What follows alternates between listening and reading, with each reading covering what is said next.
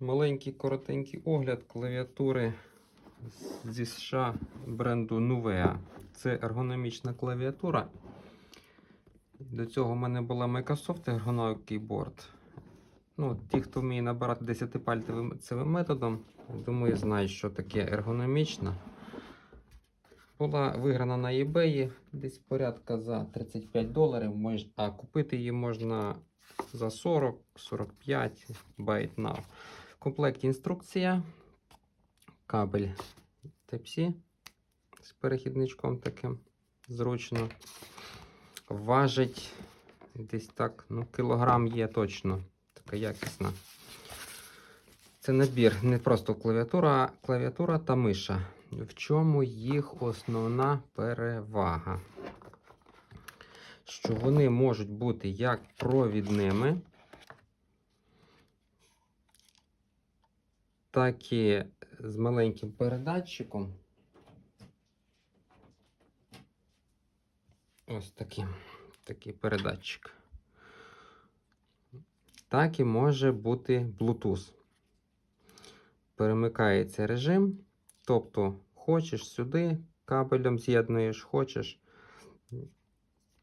через клавіатуру через Bluetooth, що у кого є. От по розміру він такий, як у Logitech передатчик. Миша має 1-2 кнопки. Миша теж натискається. Така зручна. Чимось схожа на Logitech M705. У мене є 705. Ось можна побачити, що є така певна схожість. Доволі зручна. 705 вже така старенька у мене. Ось, може працювати, ось, передатчик сюди ховається. Вбудований акумулятор як тут, так і в клавіатурі. Вмикаєш, вона заряджається. Це DPI змінюється. 5 режимів DPI. Сама клавіатура має нижню штуку, тобто вона суцільна, не відстібається. Тут ніжки, передатчик сюди може ховатись. Ось кому цікаву модельку, можете глянути. Має, що цікаво, 1, 2, 4 ніжки з різних сторон, кому як зручно. Має менший нахил, ніж Microsoft Keyboard. Microsoft там трішки більше підняті клавіші.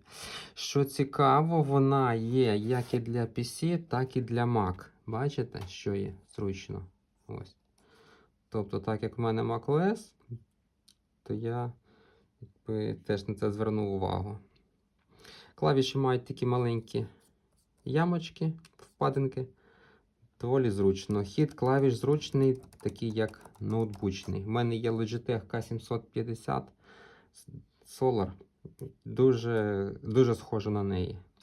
Пробіли розділені на дві. Тут є верхній Function, також рядочок клавіш. Я нею покористувався і можу сказати, що мені вона сподобалась. Набагато дешевше, ніж Logitech, і має Bluetooth, і має можливість просто по проводу працювати. Кому сподобались такі маленькі огляди, ставимо плюсики, задаємо питання.